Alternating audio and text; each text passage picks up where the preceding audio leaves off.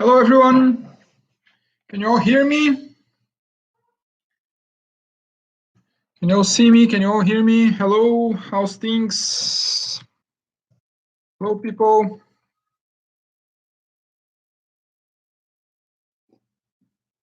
I hope you are all okay.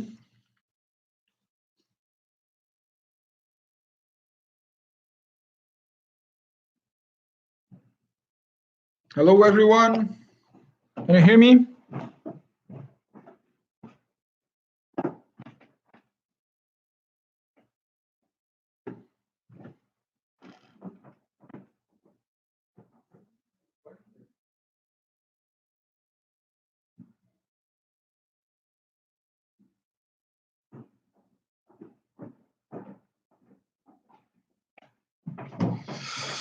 Hello, everyone. Can you hear me? Someone comment on that on the live chat.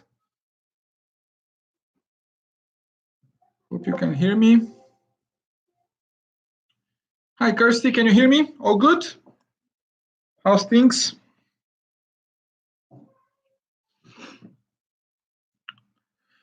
Let's wait a couple of minutes to wait people to see who else can join us today.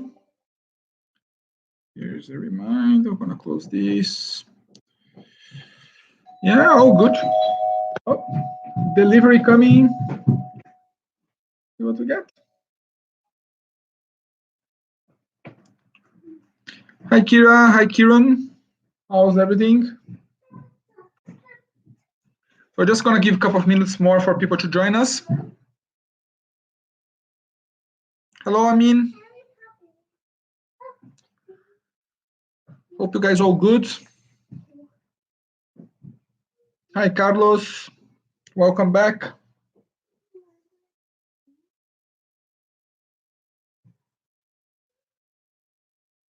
Hello, Julie. We're just gonna give a couple of minutes here, and then we're gonna start talking. Okay.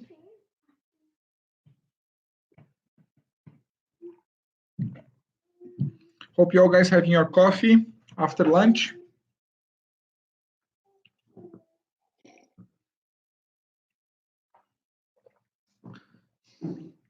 Okay, Carlos, keep the questions for the end, okay? So we can, what I'm gonna do today is gonna talk about weddings and unusual venues first. We're gonna do a little recap of what we've done in the module because it's our last live. And then at the end, I'll open for the final questions you have regarding assessment, okay?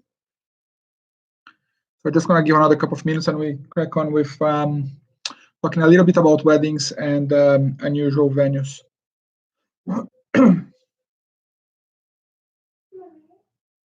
How's things in your in Spain with your family, Carlos? Are they all good?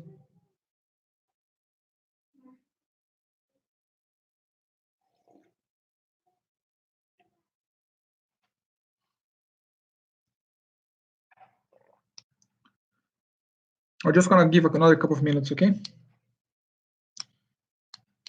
I have a list of things things to talk to you guys. I've drafted all. So I've added on Moodle the slides. I've added on Moodle also a little recording from Laura McCranor, who's our former student and is the wedding coordinator at Blythewood Hotel. So you guys can go and listen to her and her role and her job there as well. Okay, all this is for you to keep learning and it's for your learning and development. Okay. Hi, Sarah. How you doing? Hope you're okay.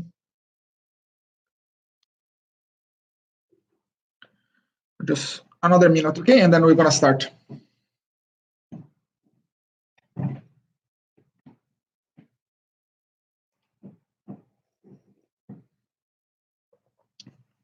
Yeah, I think that's it, Carlos. I think most of the people are like that. That's my brother in Italy is pretty much the same.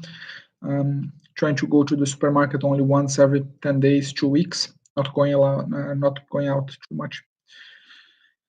So yeah, I think that's our third, if I'm not wrong, this is our third YouTube live, which makes me think that it's almost 3 weeks that we've gone online.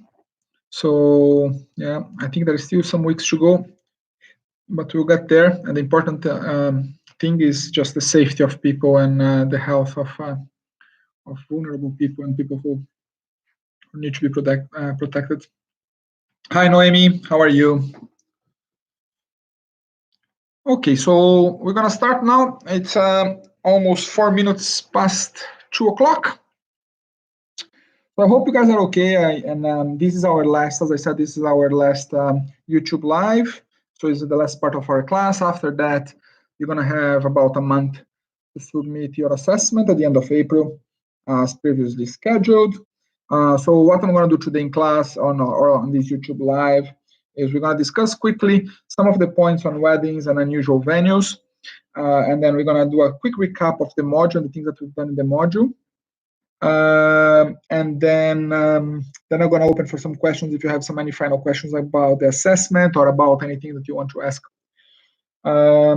So I've already made available to you on Moodle lots of resources, academic papers. There's the interview with Laura McCranor on the wedding section, and also the slides that I combined. So the slides on weddings and unusual venues are all together, and I put them in both sections. Okay?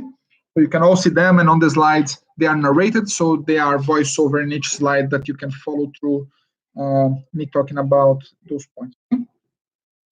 So our two final points was the weddings and unusual. Obviously, the weddings was supposed to be earlier on, mostly, and then because of the strike action, we couldn't cover that, and unusual would be our last one.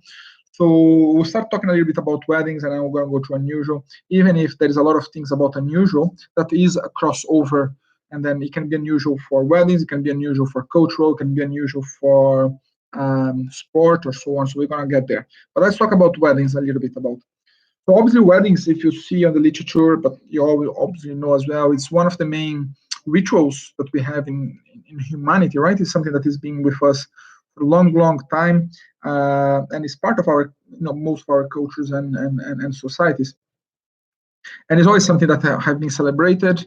And but if we stop and analyze about the development of the concept of getting married and weddings, there's a whole transition of the reasons why people do it. And I think there's a huge shift as well in how people celebrate them. So if you look back the characteristics of society, and you look back to, I don't know, 100 years ago, 80 years ago, 70, 60 years ago, the concept of getting married and weddings and how we celebrate weddings in Western society, and again, I'm going to emphasize that it's not talking about Eastern society, but in Western societies, was very different from it is nowadays, right? And what we see nowadays in most of Western societies is a very different type of wedding for a very different, we still celebrate love, we still celebrate the life of the couple, we still celebrate the happiness, but it became an event. And it became an event, and in that concept of event, it becomes also an event for people to have an experience, right? So with that in mind, we have more and more comparisons about weddings and why do we get married, and but also how my wedding will look better than yours and so on. So if you remember, there was a lot of literature about Madonna's wedding years ago that happened here in Scotland, and then Scotland happened to become a big wedding destination as well, and that really changed the industry. So the changes in society that we see are interesting and have influenced the wedding industry as well. Before, people would get married once in their lifetime and will stay married for a long, long, long time. Nowadays, we see more often than ever people getting divorced, getting remarried and remarried and remarried, and so the characteristics of society have changed. So on that aspect, there is also change in ritual, right? So before, if you think about, society was really connected to the religious values, and that has been changing in recent years, or in the past 20, 30 years or so, where it seems that the value of the ritual that is religious has been changing as well. And then we see the development of, for example, humanistic weddings and other types of weddings as well. But all that still inside of a concept of commercialization and how we can sell on that commercial perspective, the celebration of love, right? And in that side, we have then changes in venues as well. So if before people, I remember I didn't remember because I wasn't there, but my parents, for example, talking about their wedding, they got married in a church, they celebrated with some family and friends in the church hall, and that was it. Right? Nowadays, what we see, it's very different from that. Hi, Stuart, welcome. So we see a whole change in terms of where we get married, and the church not always plays that central role as a venue where the ritual happens, and it doesn't always play a central role or on where the reception happens as well. So all these things have been changing again on Western societies. So if we see a change in terms of venues, I know it's not only more churches, where are the places where people can get married and why are people getting married in other areas that are not churches? So we see now weddings happening in theaters, we see weddings happening in the beach, weddings happening in castles or museums or multiple different venues or hotels. So we see a huge shift in where people are celebrating the ritual and celebrating the reception of that ritual as well. And social media obviously plays a significant role on that spectrum as well. And that is evidence and is shared on the academic papers that I posted for you, the role of Instagram and Pinterest on how the weddings are designed, how the weddings are celebrated, and how the receptions of those weddings are happening. Okay? So we see a huge transition of that, and what the important thing is to understand for you guys is if you finish your degree this year, next year, you're going to be embedded in one time of history, but you're probably going to be working for 30, 40 years maybe, and you're going to maybe see those trends changing as well in your time. So you may see that transition happening more often than ever, and people having different concepts. Again, it's important to, and I think I talk a little bit about later, about the concept of the different generations. So if you think about a lot of the people getting married nowadays are coming from the millennials, people who were born after 1981 is the biggest probably market just now. But slowly we're going to see more Generation Z, people born after 1997 getting married, and they would come with a bit of a different perspective from the millennials. So there's a difference in terms of the generations, as you guys know, and how they see the world, how they think the world, how they think rituals, how they think the things that we do in life. Plus, it won't surprise me that you see all these new movements about more, environmental awareness really shaping the industry, or flight shaming really shaping the industry, technology really shaping the industry. So a lot of these new trends that are coming into our society, we will see probably shaping the industry, as it's been, for example, with vegan food and the change on consumption of food. So weddings are actually, so it's always about like how these weddings, as any other event, how they reflect the changes that we see in society that are important. So this is a little bit about weddings. The slides are there on Moodle, and you can see a little bit of a discussion around the papers that I presented there. And obviously it's for you to think about how venues connected to weddings have changed, because basically the demand is different, the market is different, the characteristics of the generation that we have getting married now is different as well. Okay. So all this is connected to the development of venues and how weddings are developed. So you can see also from what Laura will talk about on her role of Blythewood Hotel. Obviously, is a top-end hotel, is a posh hotel, but then it's how they offer the service to the people who are getting married there, and how they can approach the sales of that. So it's really about commercialization of weddings, which is part of our industry, one thing or not. It's not a criticism. It is what we do in events. It's about selling the experience. Okay. So if we move that from then the concept of unusual venues, which actually is connected, because a lot of the unusual venues are part of the wedding industry, is about finding other places that are not usual to get married, and we see that more and often than ever, people getting married in farms or places that are not made for originally for weddings, but have been adapted for that unique experience. If you're thinking about the unique of the experience, So if you think about unusual venues, it's exactly like about that. It's about a venue that has been designed with a name, with a characteristic, and then has been adapted for something else. So it's different from multi-purpose venues, because multi-purpose venues have been designed and shaped to be a multi-purpose. But when you're talking about unusual venues, are venues that have been designed not for that purpose and then adapted to that. So that, for example, as we said, I spoke about the Big Feet event in Glasgow and how the Big Feet was hosted in an area that was about a shipyard, right? So it was a place for developing the ship industry in Glasgow, and it's being adapted for that. So we see a lot of these original and unusual venues are places that were not had no purpose for events and then has been claimed for that. As you've seen, for example, the tall ship at the Riverside Museum, for example, is an example, or the Kelvin Grove Museum, which is a museum, but then it becomes an unusual venue when they start to host events. So, and that happens a lot because of a couple of there's a couple of reasons for the appearance of these unusual venues. One of them is the urban changes. So as soon as we start to change the way we live in society, we live in cities, and the economy that we have in those cities, some of these buildings become irrelevant, as we've seen on the shipyards in Glasgow, and other economic activities will change as well. So creating spaces for new venues. So if you guys been to the Count House on George Square, which is a pub nowadays, it was a bank. So obviously less and less we need bank branches because of the online approach to internet. So we have more of those spaces that can be recreated, for example, for experiences. And the Count House in George Square is an example of that. The example of how the banking industry changed, left the space behind, and is being adapted and transformed. Now, if you go to Oran Moor or to the Cottages on the West End, it's the same. So you had something that has been designed as a church.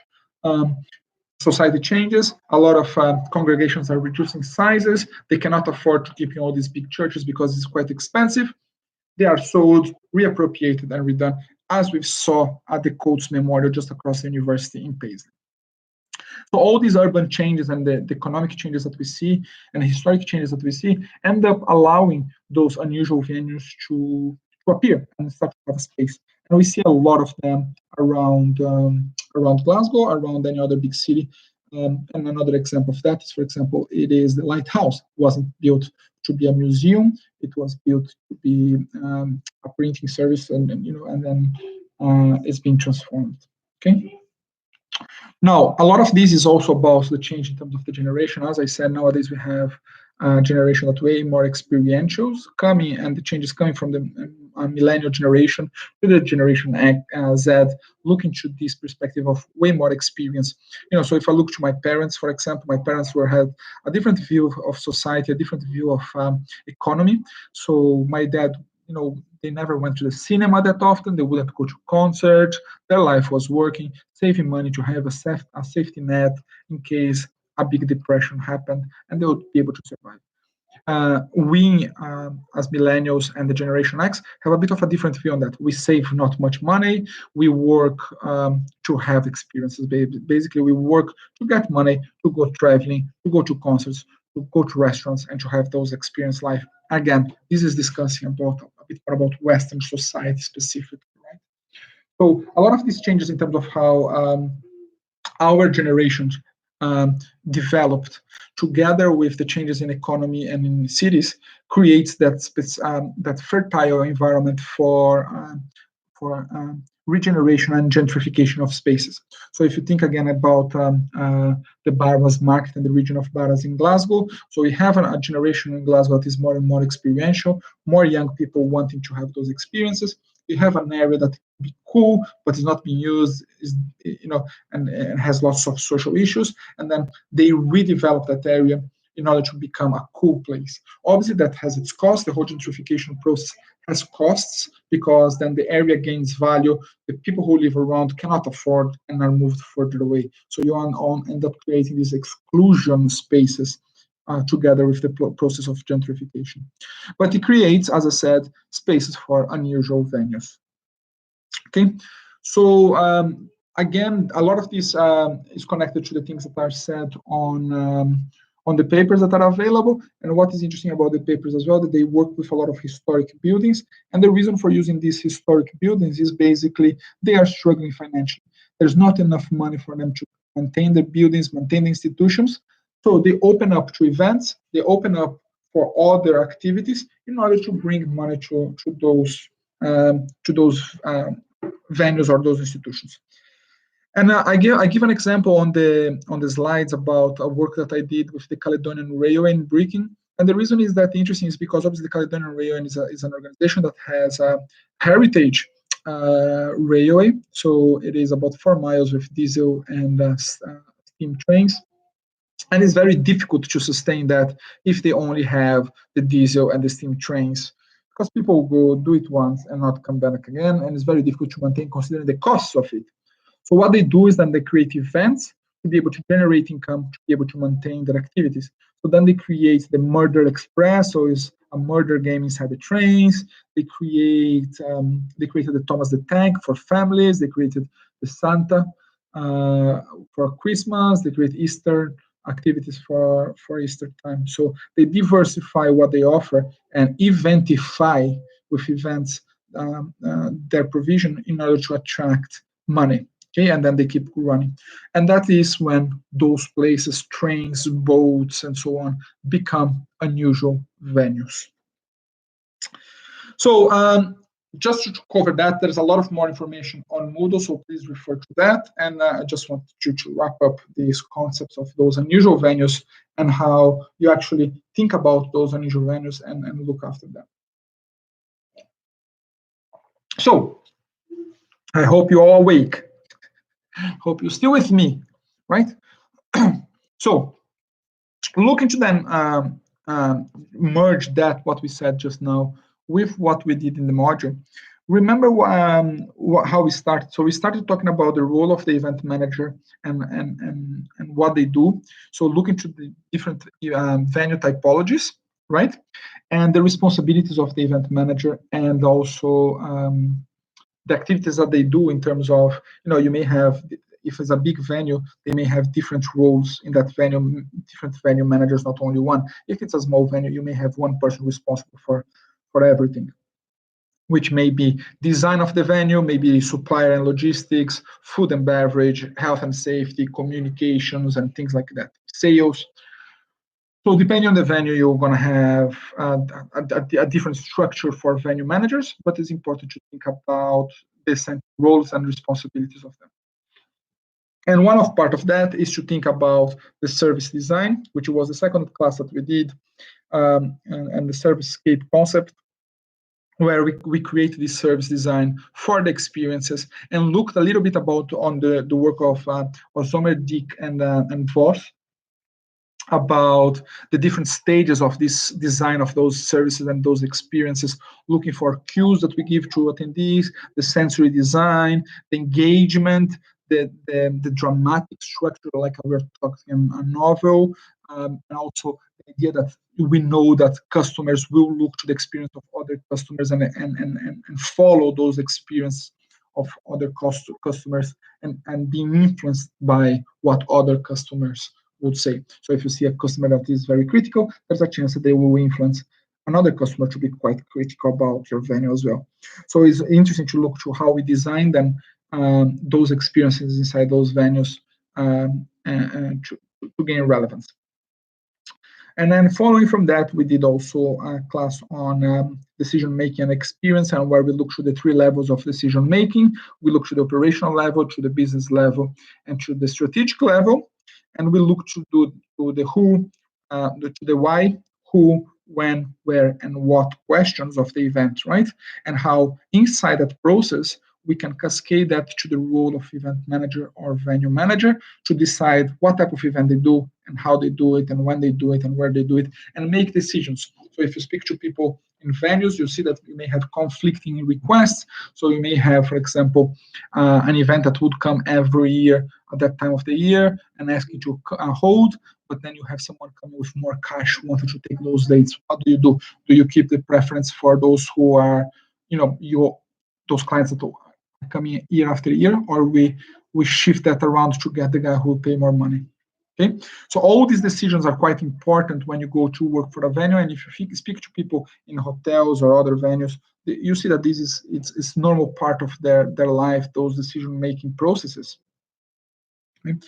And we saw that actually when you think about the visit that we did with the Glasgow Rocks and listening from the people from the Glasgow Rocks about how actually the Emirates Arena organized Glasgow Rocks games based on the calendar and based on what are the other things that they can make more money off, or the events that they can host on the bigger venue. And then the power of the Glasgow Rocks is way diminished, and they're put on the side with sometimes, like this season, having to play lots of games one after the other, creating problems for selling tickets and all the other problems that we discussed. Okay, so that was very interesting to see the visit of the Glasgow Rocks and the link between the venue and the event. The other visit that we did was the visit to the TIC, Strathclyde TIC, where we saw also the role and the decision-making process, talking to Gordon as the head of events there, and the whole decision-making process of the venue, as well as how you can organize multiple events inside the same venue and being organized. So again, the importance of multitasking, the importance of prioritizing, the importance of being of having a team that can manage multiple situations at the same time. And we saw that at the TIC, a venue that hosts lots of events at the same time. So that was our second visit. And then we did the visit at the Coates Memorial as well, which is kind of a unique venue, a historic venue that can be used in multiple ways. They're starting to be transformed, is in that process of transformation, of regeneration from a congregation, from religion, into an event space and an experience space. So actually, if you really think the Coates Memorial, it's the live is the live moment that you have of that transformation from religion or sacred space to an event space. So that was really interesting to see as well, and I hope you appreciated those visits. It was a shame that we couldn't do the visit to the Hydro and to the SCC, but obviously because of the health concerns, we couldn't go there. And but it would have been a nice experience for you to see a multi-purpose venue as well. Hopefully, at some point next year, for those students who are still here with us in Scotland, who are not going back to France or to other countries, we can maybe try to take you as well. Okay? So these are the things that I wanted to cover for today, looking for weddings and unusual venues, but also kind of recapping a little bit what we did in the module, and hoping that was an interesting experience for you guys, and hoping that you guys managed to learn a little bit about the venue perspective inside the events world, the venue manager perspective inside the events world, and the blurring lines and the blurring aspects between the roles, between the jobs, between the spaces and places. Okay, so that was the points that I wanted to say. So I am open for questions now for the next 20 minutes or so. So I know Carlos said that he had some questions for me. So feel free to ask questions, and also feel free to have a look on the material that you have on Moodle. Are you okay, Marta? Do you wanna come and say hi? Are you okay? Okay. So that's it. So if you want to ask, as I said on the email, if you want to ask assessments, questions about the assessment, do it now, as it will be probably the last chance that you have to ask questions about the assessment.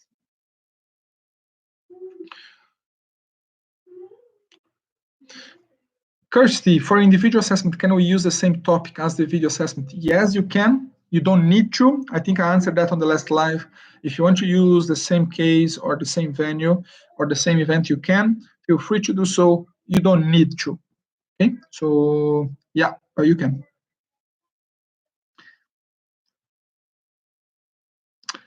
Carlos, I finished the assessment and I have 1,400 words and I cannot cut it down. You can always cut down.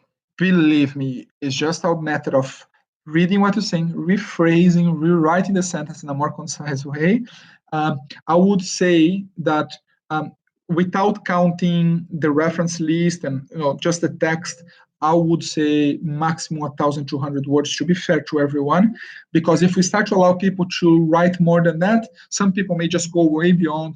We may be able to write more and then may get better grades. So I usually limit the students to, in this case, 20% maximum over the word count. If it's more than 1,200, then it is there is a penalty according to the student guidebooks. So so try to cut at least 200 words of the main text, not counting annex, not counting reference list. But again, imagine if everyone writes 100 words more, 150 students, so you have a lot of extra words for us to mark. So no more than 1,200, and that is already 20% beyond.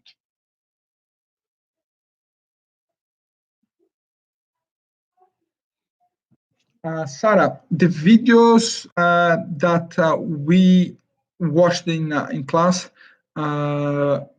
I guess you're talking about the student videos. So the student videos we watched in class, I'm not keen to really make them available to everyone.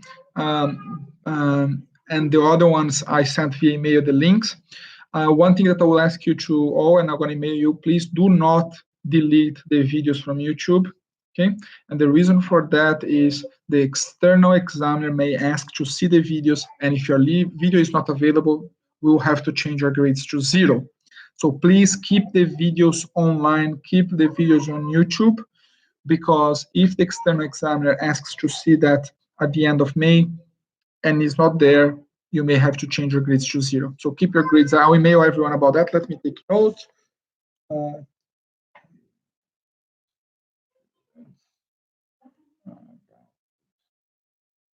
Okay.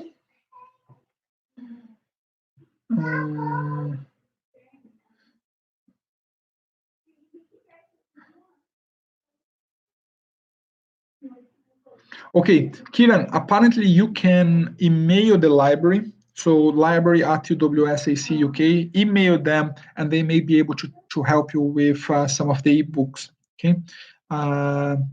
So just contact them, say, look, I'm not managed to find these books here. Would you be able to help me, and see what access you can get? Okay. So the best thing is to email library@uws.ac.uk. So that they are working from home, but they would be able to help you to access, obviously, as much as is available.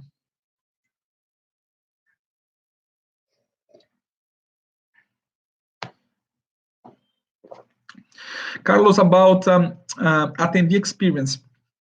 There is a lot about attendee experience, but maybe you need to also look to other words. So look to customer experience, right?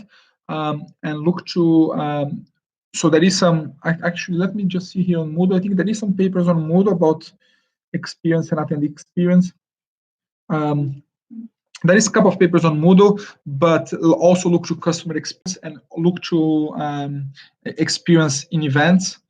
And then you're going to find that maybe if you just put attendee experience, maybe you'll not find that. But if you look to experience and then look in the journals that are tourism or events or leisure, you may find things about attendee experience more often. Okay? So there is a lot of research there. If you're not finding, it's because you need to look in different words, keywords, or ways. But there is quite a bit of literature about attendee experience, visitor experience, customer experience. It's just a way to find that, okay?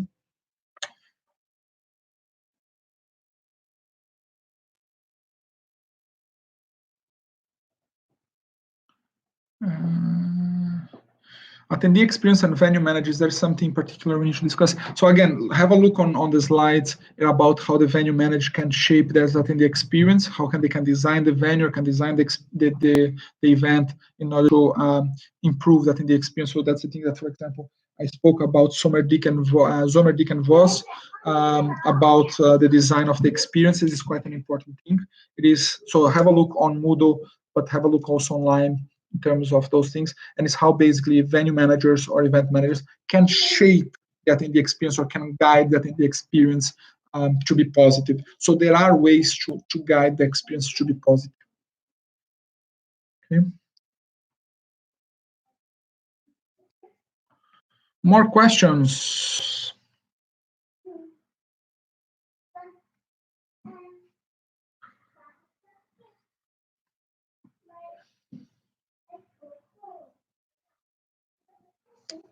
Just waiting for any more questions that you guys have. I'll give another 5 minutes or so if you have more questions.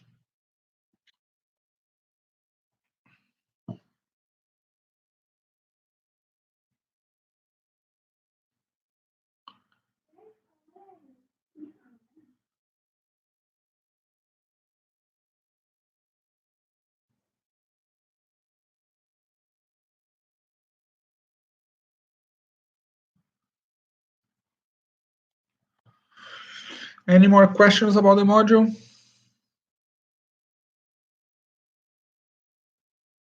Yeah, that could be a good approach. It's, if you compare different approaches or different literature, again, remember that those things are important to also be based on the literature and follow academic literature and be supported by academic literature. So again, yeah, you could use models and you can use different approaches. I know that you use some of the information that you got from the venue manager. Try to compare that to some of the literature you have on the developing attendee experience and designing for those experience. Again, looking back to the slides, looking back to the literature there, and looking more for the literature on Google Scholar. So yeah. On the part of our experience, should we talk about our own experience or should we take into account the opinion of others too? So Selina, if you attended the event and if you want to write that about your experience, that's fine. I'm looking for a more objective approach. So it's not really about that. It's about, okay, what are the elements of that experience that make the experience better or worse or different? So I don't want you to just tell me how was the event for you. It's not a description of your experience at the event. It is a discussion about the experience of attendees on that event. Okay? So what are the things that the event did, the venue did, that shaped the experience, and how is that supported by academic literature and academic theory? Okay, so it's not about, if you guys come and submit a description of your experience on an event, that's not enough for this level. What I want you is to reflect about the points of that experience, how that is supported by academic literature. Okay.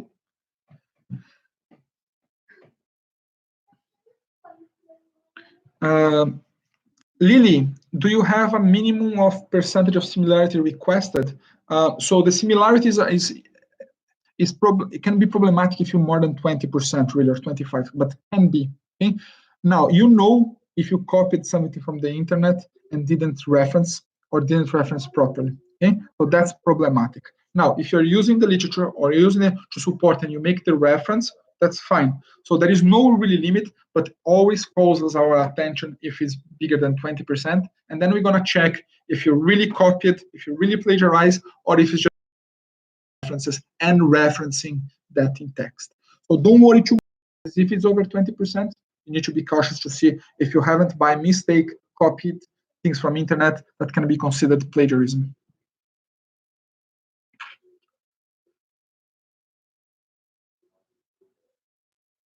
Thanks, Carlo. Good luck. Sarah, can questions from a questionnaire be considered when checking similarities? I don't really know what you mean, but it could. So, for example, if you copy someone else's questionnaire, you need to explain why you are copying it. For example, if you want to retest that questionnaire or reuse that questionnaire, is one thing, but you need to be careful because it can be counted as similarity. Okay. But again, if you explain and justify and reference where it comes from, then that's fine. Yeah.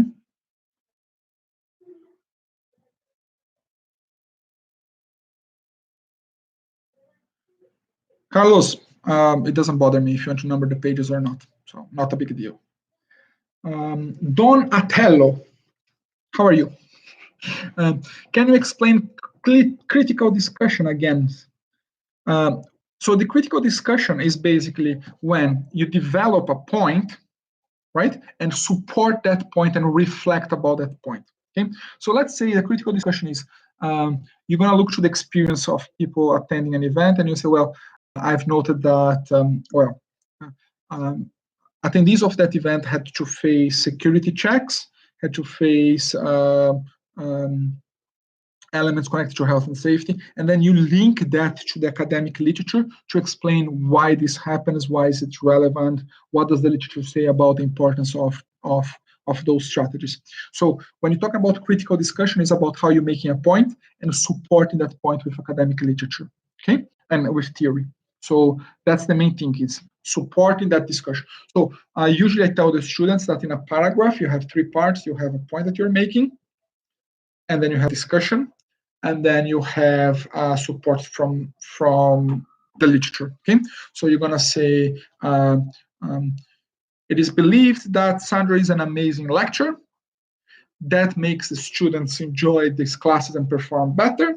And this is being evidenced before, according to Massoud 2017, when he published a study analyzing the qualities of Sandra, right? So you're making a point, you're discussing that point and saying that what that point means, and then you're debating that with support from evidence, and that support from evidence can come from the literature, should come from the literature, okay? So when you're having the critical discussions, it is about not only the point you're making, but the meanings of the point, what does it mean, reflect a little bit about that, supported by evidence and theory.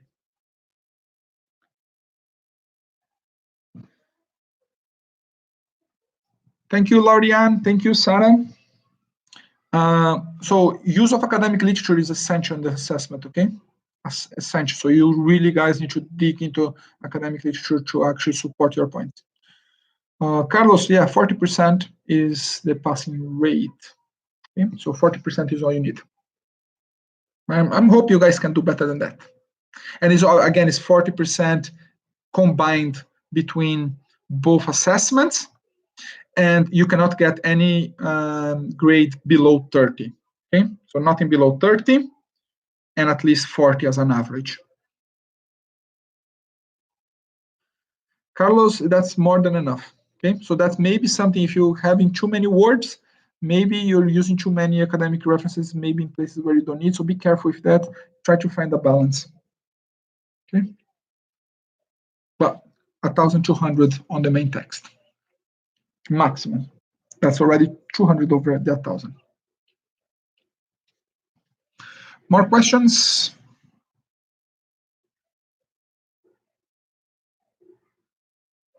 More questions, anyone?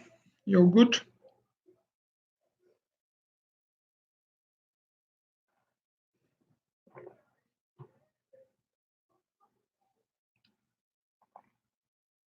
Great. So I think it's been a pleasure, guys, to have you all in this class. I hope you guys enjoyed. Good luck with your assessment. Good luck with your work. Good luck with your studies. And I hope to see you guys at some point. Right? So thank you for joining me. For those who haven't joined, I hope you're watching this video later on. And I'll put the video on Moodle as well for you guys. Life is hard, Carlos. Life is hard, but if you concentrate, you can do it. Thanks, Chris. Thank you, guys. Okay, all the best. Keep safe. Stay home if you can. Okay, if you're not a core worker, and stay home as much as you can. Okay. And I hope you guys take care. I hope to see you guys soon. Okay. Thank you, Julie. Yes, Sarah, I'm putting the links to the videos. So every YouTube live that I've done, the link is on Moodle. Okay. Thank you, Monica. Good luck. Stay well, guys. Take care.